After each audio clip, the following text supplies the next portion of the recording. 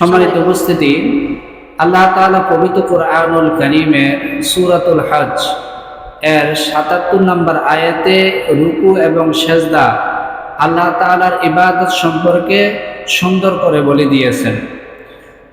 আল্লাহ তাআলা বলেছেন, ইয়া আইয়ুহাল্লাযীনা আমানু রুকউ ওয়াসজুদু ওয়া'বুদু রাব্বাকুম। আল্লাহ তাআলা বলেছেন, হে ঈমানদারগণ, তোমরা রুকু করো, সেজদা করো, তোমাদের রবের ইবাদত করো, ওয়াফআলুল খায়রা, ভালো কাজ করো, লাআল্লাকুম তুফলিহুন, তাহলে তোমরা সফল কাম হবে দুনিয়া এবং আখিরাতে। বলুন সুবহানাল্লাহ। কয়টা কাজ করতে বলছে? 4টা কাজ। কয়টা?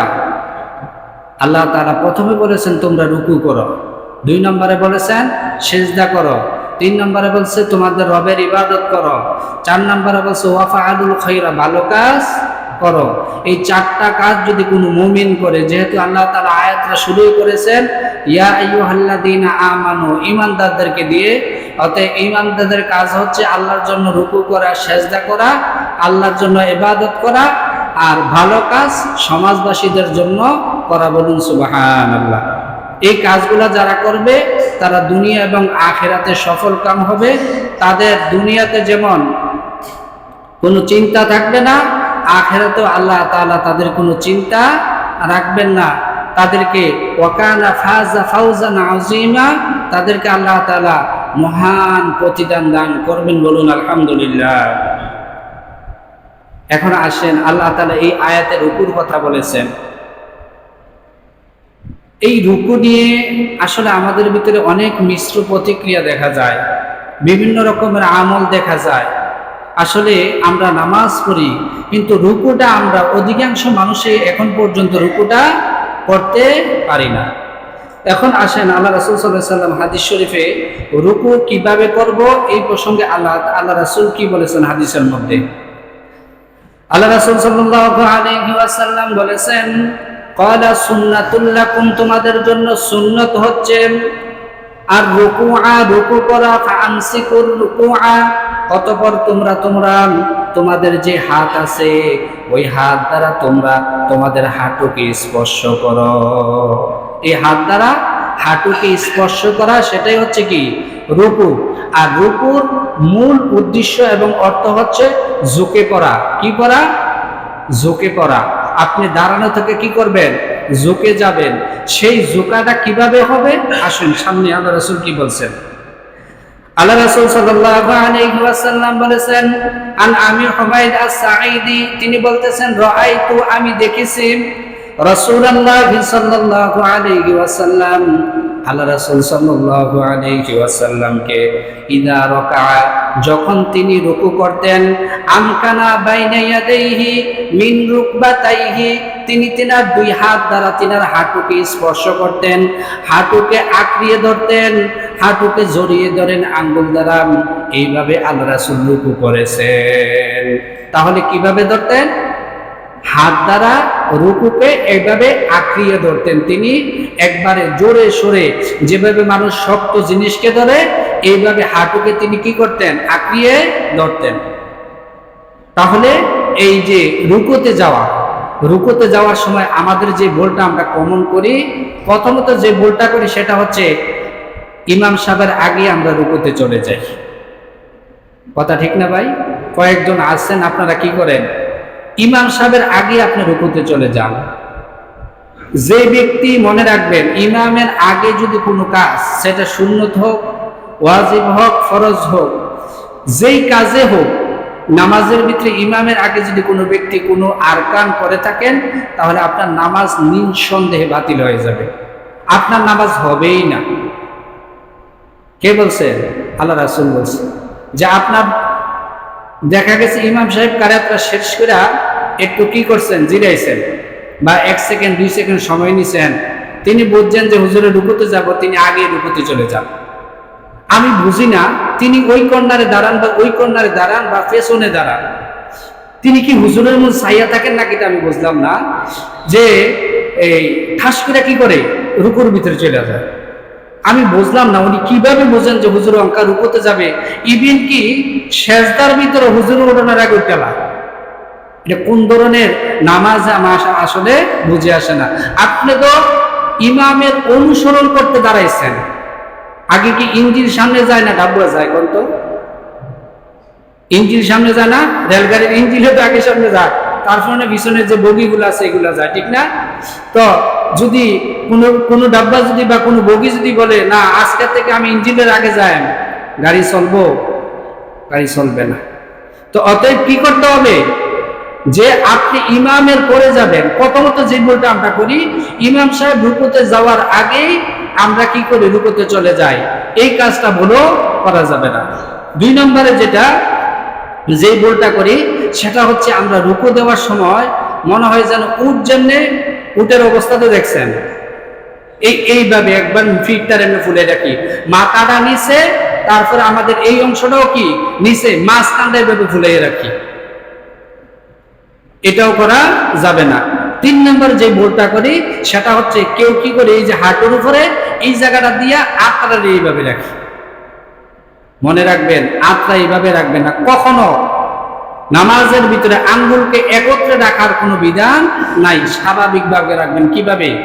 স্বাভাবিকভাবে রাখবেন, এবং এই যে আঙ্গুলগুলা, এই আঙ্গুলগুলা আপনি হাঁটুর সাথে স্পর্শ করবেন, একবারে জড়িয়ে ধরবেন। শক্ত কোনো বস্তু যেভাবে আমরা হাত দ্বারা জড়াইয়া ধরি, ঠিক এইভাবে ফাঁক রেখে আপনার এই হাতের তালুটা হাঁটুর ভিতরে থাকবে, আঙ্গুলগুলা নিচে থাকবে, এভাবে শক্তভাবে জড়িয়ে ধরতে হবে। 4 নম্বর যে ভুলটা করি, অনেকে কি করি, পা গুলো এভাবে সোজা রাখার কথা, অনেকে এভাবে বাঁকা রাখি। রুকুর মধ্যে পা বাঁকা রাখা যাবে না, একদম স্ট্রেট ফরওয়ার্ড, একদম সোজা থাকতে হবে, বাঁকা রাখা যাবে না। কেউ যদি এভাবে থাকেন, জুটে থাকেন, হ্যাঁ, এভাবে না, একদম আপনার পা সোজা থাকবে এবং হাতটাও কি থাকবে, একবারে সোজা থাকবে। থাকলে সামনে আসতেছে আপনার রুকুটা কিভাবে পরিপূর্ণ হবে। এই 4টা ভুল আমরা অনেকেই দেখি নামাজের মধ্যে করেন। এই কাজ করা যাবে না। যদি করেন তাহলে আপনার রুকু, ওই যে প্রথম হাদিসটা বললাম না, ওয়ালা সুন্নাতুল্লাকুম, আল্লাহ রাসূল বলছেন যে রাসূলের সুন্নাহ, রাসূলের তরিকা হচ্ছে এইভাবে রুকু করা। আর ভুলো যে কাজটা করবেন না সেটা হচ্ছে ইমামের আগে রুকুতে যাবেন না। তারপরে আসেন, রুকু করার সময় আমরা অনেকে কি করি, যে আমরা আমাদের এই যে বগলটা আছে না, এই বগলটা আমরা একবারে খুলে দেই না, আমরা আঁটু সাটু রাখার চেষ্টা করি। অনেকে আবার কি করি, আত্রারে এইভাবে বের করে দেয়। না, আত্রা এইভাবে বাইরেও করা যাবে না, বাঁকাও করা যাবে না, আবার একবারে মিশাইয়াও রাখা যাবে না, এইভাবে রুকু করি অনেকে। আসেন আল্লাহ রাসূল কি বলছেন। আল্লাহ রাসূল সাল্লাল্লাহু আলাইহি ওয়াসাল্লাম বলেছেন, ক্বালা আবু মাসউদ বলতেছেন, আলা উরিদুকুম, আমি তোমাদেরকে কি দেখাবো না, কাইফা রাসূলুল্লাহ সাল্লাল্লাহু আলাইহি ওয়াসাল্লাম, আল্লাহ রাসূল কিভাবে নামাজ পড়তেন। ইউসাল্লি কুল্লা, আল্লাহ রাসূল বলছেন, সাহাবায়ে কেরামরা বলছেন, আপনি আমাদেরকে দেখাইয়া দেন আল্লাহ রাসূল কিভাবে নামাজ পড়তেন। তিনি বলতেন, ক্বামা ফাকাম, অতঃপর তিনি দাঁড়াইলেন, কাব্বারা, তাকবীর দিলেন, ফালাম্মা রাকা, অতঃপর তিনি যখন রুকুতে যাইলেন, ফাজার বাইনা ইবতাইহিম, তার উভয় বগলকে তিনি প্রসারিত রাখলেন, অর্থাৎ ফাঁকা রাখলেন। বলুন সুবহানাল্লাহ। কি করতেন? বগলটা ফাঁকা রাখলেন, অর্থাৎ বগলের সাথে, হাতের সাথে বগলের কোনো স্পর্শ থাকবে না। আপনি যদি রুকুর ভিতরে এভাবে পাটাকে যদি এভাবে বাঁকা করেন, তাহলে আপনার হাতের সাথে কি লেগে যাবে? বগলটা লেগে যাবে। আপনি যদি পাটাও সোজা রাখেন, হাতটাও যদি সোজা রাখেন, তাহলে কখনো আপনার বগলের সাথে কি লাগবে না? হাতটা লাগবে না। এই বিষয়টা খেয়াল করবেন। এখন আসেন, রুকু করতে যে আমাদের পিঠের অবস্থা কেমন থাকবে। কতক্ষণ আগে বলছি যে কত রকমের আমরা কি করি, রুকু করি। এখন আসেন যে আল্লাহ রাসূল কিভাবে রুকু অবস্থায় তিনার পিঠটা রাখতেন। আবার অনেকেই অনেক সময় দেখি অনেকে যে কথাটা মনে আসতে বলে ফেলি, ভুলে যেতে পারি, যেহেতু এটা এখানে আলোচ্য বিষয় না। সেটা হচ্ছে ইমাম সাহেব, ঠিক আছে, ইমাম সাহেবের আগে আপনি কি যাবেন না, রুকুতে যাবেন না। অনেকে কি করে অতি তাজিম অতি ভক্তি দেখাইতে যাইয়া যে ইমাম সাহেব রুকুতে গেছে, তিনি আত্রা ছাড়ছেন মেহেরবানি কইরা, দয়া কইরা আস্তে আস্তে রুকুতে যাচ্ছেন, মনে হয় যেন কেডা ওনার উপর দিয়া বুলডোজার দিয়া চাপ দিয়া তারপরে রুকুর ভিতরে নিতে আসে। না, এত আস্তে আবার রুকুতে যাওয়া যাবে না। আপনি রুকুতে যাইতে যাইতে ইমাম সাহেবের 3 বার তাসবিহ শেষ, আপনি নামাজের পরে এসে বললেন যে হুজুর আরেকটু সময় দিয়েন, এগুলো হচ্ছে অতি ভক্তি সুরের লক্ষণ। এত ভক্তি আবার দেখানো যাবে না। ইমাম সাহেব রুকুতে গেছে, আপনি যত দ্রুত পারেন রুকুতে চলে যান। আপনি আদায়া গদাইয়া একবারে 3 তাসবিহ পরে যাইয়া ইমাম সাহেব উঠবে, আপনি যাইয়া রুকুতে গেলেন, আপনি 3 তাসবিহ কখন করলেন? এই জন্য ইমাম সাহেব চলে গেছে, সাথে সাথে খুব দ্রুত গতিতে আপনি রুকুতে চলে যান। ইমাম সাহেব সেজদায় চলে গেছে, আপনি খুব দ্রুত সেজদায় চলে যান। আপনি ঠাস করে পড়লেন, তারপরে কুদুর জিরাইলেন, আবার আল্লাহর হস্তে কপালটা রাখলেন, তারপরে 2টা কাশি দিলেন, তারপরে সুবহান রাব্বিয়াল আলা শুরু করলেন। কয় তাসবিহ চলে গেছে? তো এই জন্য ইমাম সাহেব ওই যে এইসব ধরনের নামাজ কে পড়তো জানেন? মুনাফিকরা। আল্লাহ তাআলা পবিত্র কোরআনে সূরা নিসার ভিতরে তাদের নামাজ সম্পর্কে, মুনাফিকদের নামাজ সম্পর্কে বলছে, ওয়া ইযা নাদাইতুম ইলা সলাতি ইত্তাখাযুহা হুজুওয়া ওয়া লাইবা। মুনাফিকরা যখন নামাজে দাঁড়াইতো তখন নামাজটাকে তারা খেলতামাশা মনে করত। কাইস্তি সুইস্তি কাপড় উল্টাইতো, কাপড় বসাইতো, আল্লাহ রাসূল উঠতে আসলে তারা রুকুতে যাইতো, আল্লাহ রাসূল সেজদাতে যাই আসলে তারা রুকুর থেকে উঠতো। এরকম ধরনের একটা দ্বিচারিতা নামাজের মধ্যে করতো। তখন আল্লাহ তাআলা কোরআনের আয়াতে নাযিল করে দিলেন যে ইউখাদিউল মুনাফিকুনা ওয়াল্লাযীনা ফী কুলুবিহিম মারাদুন। মুনাফিকরা আল্লাহকে ধোঁকা দেয়। কেন ধোঁকা দেয়? কারণ তাদের অন্তরের মধ্যে আল্লাহ রোগ রেখে দিয়েছেন। বলুন নাউযুবিল্লাহ। এই জন্য কেউ যদি অসুস্থ থাকেন সেটা ভিন্ন বিষয়, কিন্তু আপনি একজন আল্লাহর সামনে দাঁড়াইছেন, খুব সচেতনতার সাথে রুকু সেজদাগুলা করবেন। আর আমাদের ভিতরে সবচাইতে বিতর্ক কিন্তু রুকু সেজদাগুলা নিয়ে, ঠিক না ভাই? সবচাইতে বিতর্ক কিন্তু রুকু সেজদা নিয়ে, এবং কি রুকু সেজদা নিয়ে কঠোর বার্তা আল্লাহ তাআলা কোরআন এবং রাসূল হাদিসের মধ্যে দিয়েছেন। প্রথম আয়াতে আমি যেটা বললাম যে তোমরা রুকু করো, সেজদা করো, রুকুটা যেন যথাযথ হয়, সেজদাটাও যেন যথাযথ হয়। আসুন, রুকু অবস্থায় আমাদের পিঠটা কেমন থাকবে? আন আবি মাসউদিন, আবু মাসউদ থেকে বর্ণিত, কয়লা তিনি বলতেছেন, কয়লা রাসূলুল্লাহ সাল্লাল্লাহু আলাইহি ওয়াসাল্লাম, আল্লাহ রাসূল সাল্লাল্লাহু আলাইহি ওয়াসাল্লাম বলেছেন, লা তুজরিউ সালাতুন, নামাজ পূর্ণাঙ্গ হবে না, লা ইউকিমুর রাজুলু ফিহা সুলবাহু, যার পিঠ নামাজের মধ্যে সোজা থাকবে না, ফির রুকুই, রুকুর ভিতরে, ওয়াস সুজুদি, এবং সেজদার ভিতরে, যার রুকু এবং সেজদার ভিতরে পিঠটা সোজা থাকবে না, আল্লাহ রাসূল বলছেন তার নামাজটা পূর্ণাঙ্গ হবে না। বলুন নাউযুবিল্লাহ, বলুন না নাউযুবিল্লাহ। তারপর হাদিসে বলেছেন, আন ওয়াসিব ইবনে মাকাব ক্বালা, তিনি বলেছেন, রাআইতু রাসূলুল্লাহ সাল্লাল্লাহু আলাইহি ওয়াসাল্লাম, আমি আল্লাহ রাসূলকে রুকু করতে দেখেছি, তিনি এইভাবে রুকু করেছেন, ইউসাল্লি ফাকানা ইযা রাকা সাওয়াউ যহরাহু, তিনার পিঠটা সোজা ছিল, এমন সোজা ছিল, হাত্তা লাউ সাব্বা আলাইহিল মাআ লাস্তাকাররা, যখন তার পিঠের উপরে যদি কোনো পানি দেওয়া হতো, আল্লাহর কসম করে বলি তার পিঠ থেকে 1 ফোঁটা পানিও নিচে পড়তো না, এমন সোজা করে তিনি রুকু করেছেন। বলুন সুবহানাল্লাহ। কি করেছেন? যে তিনি এমন সোজা হয়ে রুকু করেছেন যে তার পিঠের উপরে যদি পানি ডালা হতো তাহলে 1 ফোঁটা পানিও নিচে পড়তো না, এত সোজা করে তিনি পিঠটাকে রুকু করেছেন। এখন আসেন, আম্মা জান আয়েশা, যিনি সবচাইতে বেশি রাসূলের রুকু দেখেছেন, কারণ রাসূল ঘরে নফল ইবাদত করতো না, আর নফল ইবাদত যখন করতো আয়েশা কি করতো না। আয়েশা তিনি বলতেছেন আল্লাহ রাসূল কিভাবে রুকু করেছেন। আন আয়েশা থেকে বর্ণিত, ক্বালা, তিনি বলতেছেন, কানা রাসূলুল্লাহ সাল্লাল্লাহু আলাইহি ওয়াসাল্লাম, আল্লাহ রাসূল সর্বদা এভাবে রুকু করতেন, ইদা রাকা, যখন তিনি রুকু করতেন লাম ইয়াখশা রাসাহু, তিনার মাথাটাকে উঁচুও রাখতেন না, ওয়ালাম ইউসাউবিবাহু, এবং তিনার মাথাটাকে নিচুও রাখতেন না, ওয়ালাকিন বাইনা যালিক, বরং সমান সমান রাখতেন। বলুন সুবহানাল্লাহ। এখন আসেন, আমারটা সমান হয়েছে কিনা এটা আমি বুঝবো। কথা বোঝেন, আমি বুঝবো না। এই জন্য আপনি কি করবেন, আপনার একজন মুসল্লি ভাইকে বলবেন, ভাই আমি উপর দিচ্ছি, তুমি দেখো তো আমার পিঠটা সোজা হচ্ছে কিনা।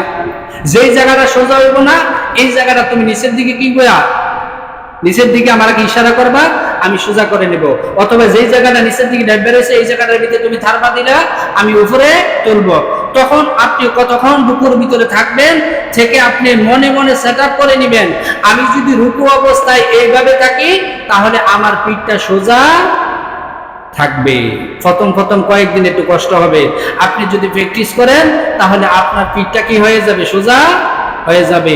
তার ভিন্ন যদি করেন তাহলে রাসূল যেই নামাজ পড়ছে ওই নামাজটা আপনি পড়েন নাই, আর ওই নামাজ আপনাকে নাজাত দিতে পারবে না। প্র্যাকটিস করতে হবে। দৈনিক 5 ওয়াক্ত নামাজে আমরা অনেক রাকাত করি, প্রায় 33 রাকাত করি।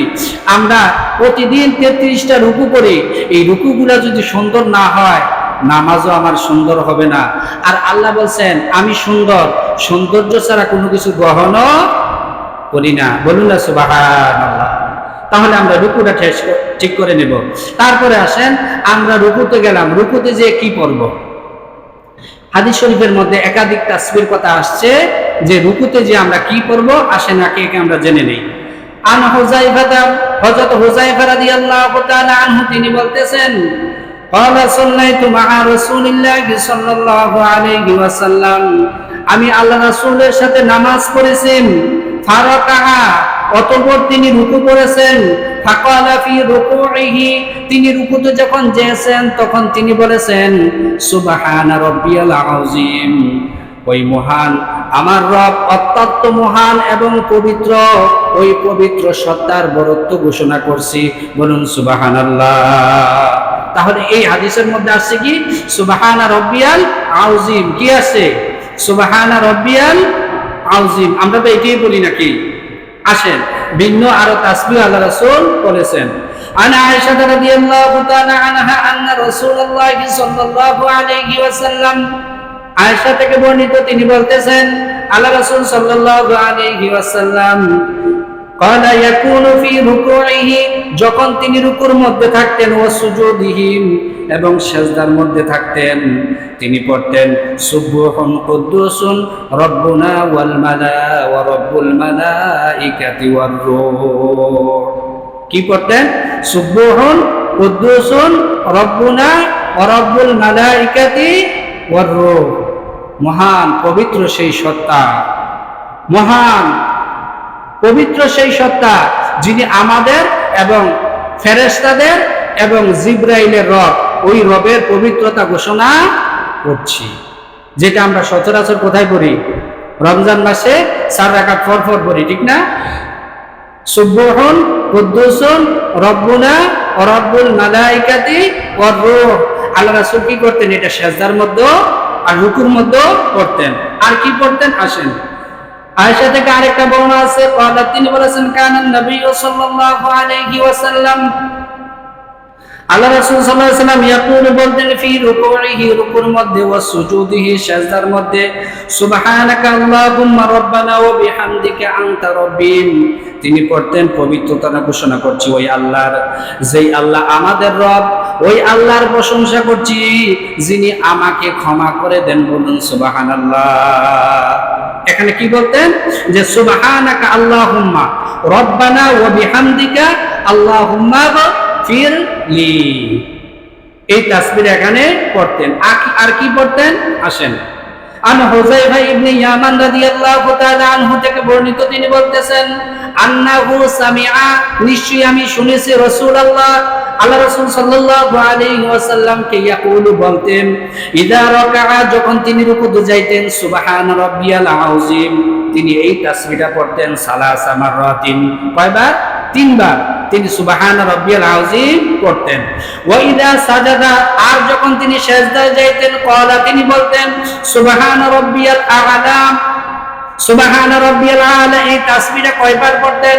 সালাসা মাররাতিন, তিনবার, অর্থাৎ রুকুর মধ্যে পড়তেন সুবহান রাব্বিয়াল আযীম তিনবার, আর যখন সিজদার মধ্যে যাইতেন তখন বলতেন সুবহান রাব্বিয়াল আ'লা, তিনবার পড়তেন। বলুন সুবহানাল্লাহ।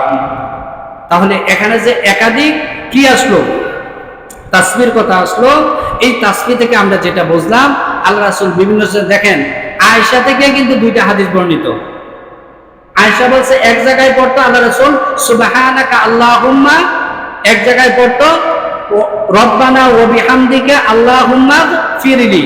ঠিক আয়েশা থেকে আবার আরেকটা হাদিসের মধ্যে তিনি বলতেছেন যে আল্লাহ রাসূল সাল্লাল্লাহু আলাইহি ওয়াসাল্লাম পড়তেন সুবহান কুদ্দুসুন রব্বুনা ওয়া রব্বুল মালাইকাতি ওয়ার রূহ। ব্যক্তি কয়জন? একজন। বর্ণনা করতেছেন কয়জন? একজন। সেটাকে আয়েশা। তাহলে বোঝা গেল আল্লাহ রাসূল সাল্লাল্লাহু আলাইহি ওয়াসাল্লাম রুকুর মধ্যে যেয়া তিনি বিভিন্ন রকমের তাসবিহ পড়তেন। ইমাম আবু হানিফা রাহিমাহুল্লাহ তিনি বলতেছেন যেহেতু তিনবার বর্ণনা হয়েছে, এর আগে কোন তাসবিহর ভিতরে কিন্তু সংখ্যা বর্ণনা করা হয় নাই।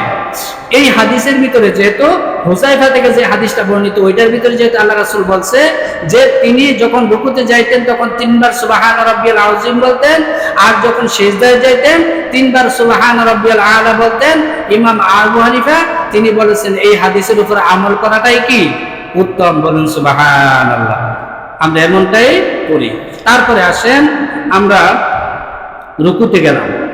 রুকুতে যে আল্লাহ রাসূল সাল্লাল্লাহু আলাইহি ওয়াসাল্লাম বিভিন্ন রকমের তাসবিহ পড়লেও একটা জিনিস পড়তে তিনি নিষেধ করেছেন, সেটা হচ্ছে রুকুর মধ্যে যে কোরআন তেলাওয়াত করা যাবে না। রুকু এবং সিজদার মধ্যে যে কোরআনের কোনো অংশ পড়া যাবে না, কোরআন তেলাওয়াত করা যাবে না। যেখানে আল্লাহ রাসূল রুকু এবং সিজদার মধ্যে যে তাসবিহগুলা শিক্ষা দিয়েছেন ওই তাসবিহগুলাই শুধু পড়তে হবে। আসেন আন আলী ইবনে আবি তালিব, হযরত আবু তালিব আলী ইবনে আবি তালিব রাদিয়াল্লাহু তাআলা আনহু তিনি বলতেছেন ক্বালা নাহানি রাসূলুল্লাহ সাল্লাল্লাহু আলাইহি ওয়াসাল্লাম, আল্লাহ রাসূল আমাকে নিষেধ করেছেন, বাধা দিয়েছেন পড়তে, এবং পড়তে তিনি নিষেধ করেছেন কি আন আকরা রাকাআতান আও সাজিদান, আমি যখন রুকুতে যাব এবং সিজদায় যাব আমি যেন রুকুতে এবং সিজদায় যে কোন রকমের কোরআনের কোন অংশ যেন তেলাওয়াত না করি, এই বিষয়ে আল্লাহ রাসূল আমাকে কঠোর নিষেধাজ্ঞা দিয়েছেন। বলুন সুবহানাল্লাহ। কি করা যাবে না? কোরআন তেলাওয়াত করা যাবে না, কোরআনের কোনো অংশ করা যাবে না, নিষেধ করে দিয়েছেন। তারপরে আসেন আল্লাহ রাসূল সাল্লাল্লাহু আলাইহি ওয়াসাল্লাম, এই যে আমরা রুকুর ভিতরে সুবহান রাব্বিয়াল আযীম, সুবহান রাব্বিয়াল আ'লা এটা কেন করি? কোরআনের সমর্থন এখানে আছে। আসেন আন উকবাতা ইবনে আমির থেকে একটা হাদিস, আল্লাহ রাসূল বলতেছেন, তিনি বলতেছেন ক্বালা লাম্মা ফাসাব্বিহ বিসমিকা রাব্বিকাল আ'লা, ফাসাব্বিহ বিসমি রাব্বিকাল আ'লা, যখন এই সূরাটা নাযিল হইল তখন আল্লাহ রাসূল সাল্লাল্লাহু আলাইহি ওয়াসাল্লাম তিনি বললেন ইজআলুহা ফি রুকুইকুম, তোমরা তোমাদের রুকুর মধ্যে এই তাসবিহটা করো। সেটা কি? সুবহান রাব্বিয়াল আযীম। ফালাম্মা নাযারাত সাব্বিহিসমা রাব্বিকাল আ'লা, অর্থাৎ যখন সূরা আ'লা নাযিল হইল তখন আল্লাহ রাসূল বলেন ক্বালা ইজআলুহা ফি সুজুদিকুম, তোমরা এই তাসবিহটা তোমাদের সিজদার মধ্যে তেলাওয়াত করো। সেটা কি? সুবহান রাব্বিয়াল আ'লা। তাহলে রুকুর ভিতরে যেহেতু কোরআন তেলাওয়াত করা রাখবে না, কি করতে হবে? এটা কোরআন নাজিল হওয়ার সাথে সাথে আল্লাহ তাআলা, আল্লাহ রাসূল তার সাহাবীদেরকে শিক্ষা দিয়েছেন। সেটা কি? সেটা হচ্ছে রুকুর মধ্যে সুবহান রাব্বিয়াল আযীম আর সিজদার ভিতরে সুবহান রাব্বিয়াল আ'লা। যেহেতু অধিক পরিমাণে এই তাসবিহটা আসছে হাদিসের মধ্যে, এই জন্য ইমাম আবু হানিফা বলছেন তোমরা রুকু এবং সিজদার মধ্যে এই দুইটা তাসবিহ তিনবার করে পড়ো। কথা বুঝে আসছে? এখন আসেন রুকু থেকে যখন আমরা উঠব, উঠে যখন দাঁড়াবো তখন আসলে আমাদের করণীয়টা কি? আমরা রুকুতে তো তাসবিহ শেষ করলাম, এখন রুকু থেকে উঠতে হবে না, কিভাবে উঠবো এবং আমাদের করণীয়টা কি সেই প্রসঙ্গে আমরা আলোচনা শুনবো ইনশাআল্লাহ। আসেন عن أبي هريرة رضي الله تعالى عنه أن رسول الله صلى الله عليه وسلم আবু হুরায়রা রাসূল থেকে তিনি বর্ণনা করতেছেন, তিনি বলতেছেন, ইদা কামাল ইমামু, যখন ইমাম সাহেব দাঁড়াবে, সামি আল্লাহু লিমান হামিদা, সামি আল্লাহু লিমান হামিদা বলে যখন ইমাম সাহেব দাঁড়াবেন, ওয়াকুলু, তোমরা বলো, আল্লাহুম্মা রাব্বানা লাকাল হামদ, হে আল্লাহ আপনার প্রশংসা আমরা করছি, বলুন সুবহানাল্লাহ। ফাইন্নাহু মান ওয়াফাকা, কেননা কোন ব্যক্তির যদি এই প্রশংসাটা মিলে যায়, ওয়াফাকাল মালাইকাতু, ফেরেশতাদের দলের সাথে, গফিরা লাহু মা তাকদ্দামা মিন যামবিহিম, আল্লাহ তাআলা তার অতীতের সমস্ত গুনাহগুলো মাফ করে দিবেন। কি করবে? মাফ করে দিবেন, বলুন না সুবহানাল্লাহ। তাহলে এই হাদিসের মধ্যে আসছে ইমাম সাহেব যখন সামি আল্লাহু লিমান হামিদা বলবে, আমরা কি বলবো? আল্লাহুম্মা রাব্বানা লাকাল হামদ। আমরা কি করি? রব্বানা লাকাল হামদ করি না? এই হাদিসের মধ্যে আসছে কি? আল্লাহুম্মা রাব্বানা লাকাল হামদ। শুধু এইটা না, আরো অনেক তাসবিহ আসছে, সামনে আসেন।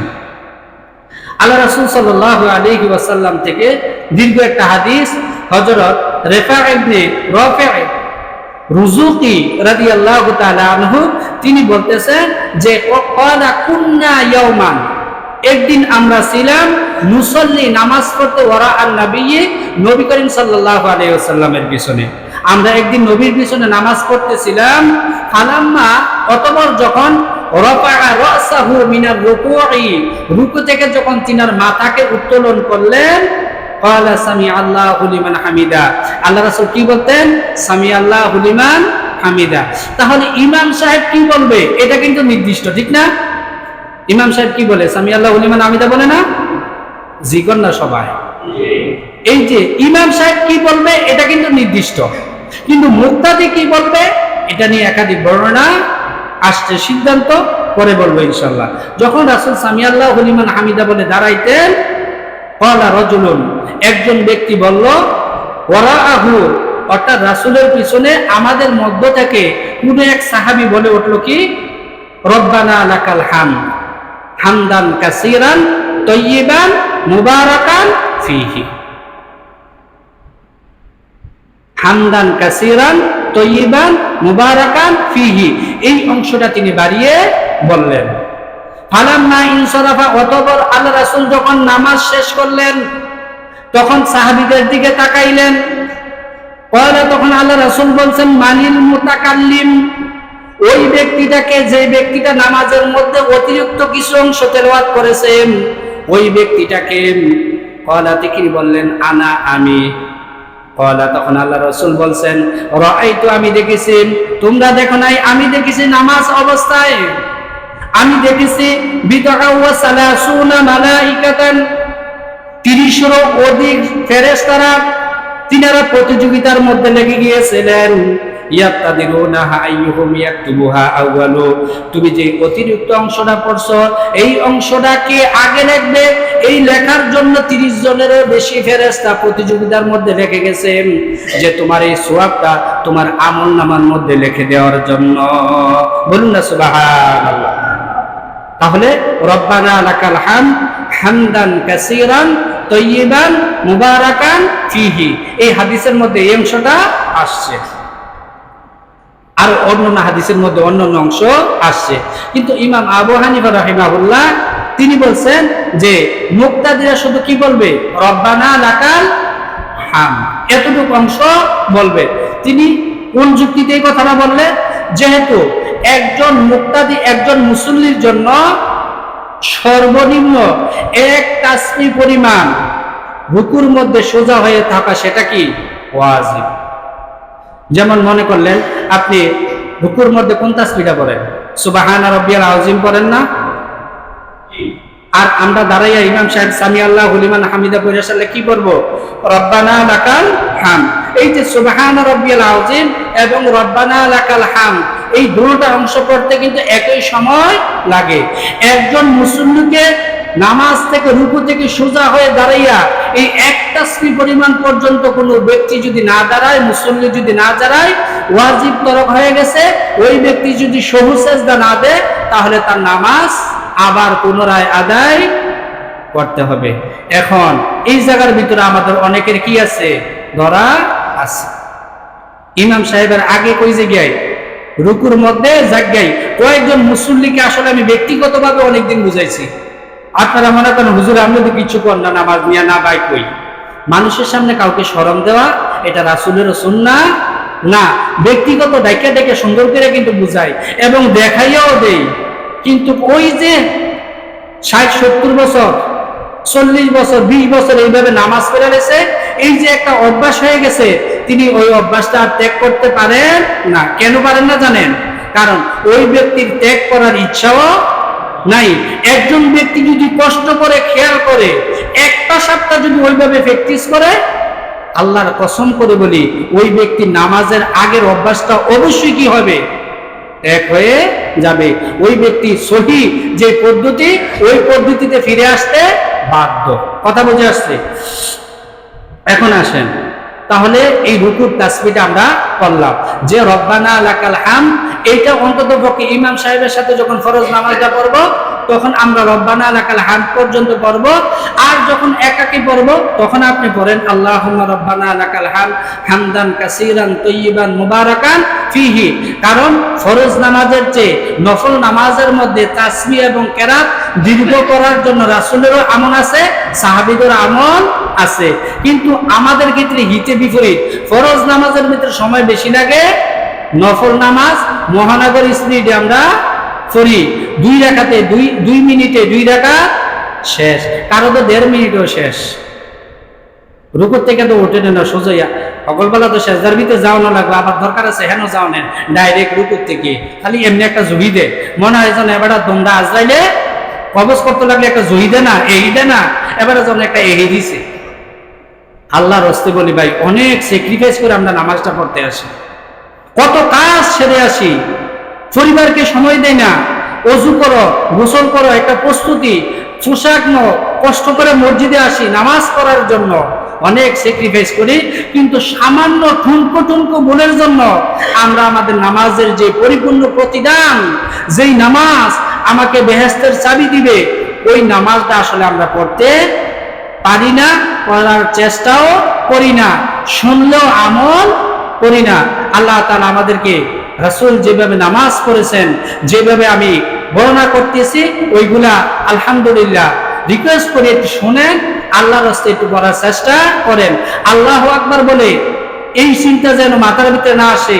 দেখবেন যখন আল্লাহু আকবার কইলেছেন, এর আগে কিন্তু এত টেনশন নেই না মাথার ভিতরে, কোনবালা খালি নামাজটা শেষ করাম, আরে শেষ হয় না কি রে, সবাই 2 রাকাত গেছে, আরো 2 রাকাত আছে, এই একটা ফেরেশানি আমাদের মধ্যে কি হয়ে যায়, তৈরি হয়ে যায়। কেন জানেন? আপনি নামাজের আগে কি করেন না, নামাজের জামাতের বা নামাজের একটু আগে আপনি কাজটা ত্যাগ করেন না, বা আপনি এই পরিকল্পনা করে আসেন নামাজের পরে এসে এই কাজটা করব, এই ফেরেশানি থাকার কারণে নামাজের মজা আপনি পান না। তখন শয়তান বারবার আপনার ওই যে তাকাদা যেই কাজগুলা, এই কাজগুলো বারবার আপনার মাথার মধ্যে স্মরণ করিয়ে দেয়, যার কারণে 1 থেকে 4 রাকাত পর্যন্ত পড়ি। কি পড়ছি যদি জিজ্ঞাসা করি, ভাই 4 রাকাতের মধ্যে ফাতিহার সাথে কোন 4টা সূরা বা 4টা কেরাত মিলাইছেন কোন তো? আল্লাহর কসম করে বলি ওই ব্যক্তি পারবে না। বলে হুজুর পড়ছি, হ্যাঁ পড়ছি, মনে করবেন এই নামাজ দিয়ে আসলে আমাদের কিচ্ছু হবে না। ইনশাআল্লাহ সামনে এই নিয়ে বিস্তারিত আলোচনা করব। আল্লাহ তাআলা আমাদের নামাজকে রাসূলের নামাজের মতন আদায় করার তৌফিক দান করুন। আমরা সকলে বলি আমিন। আসসালামু আলাইকুম ওয়া রাহমাতুল্লাহ।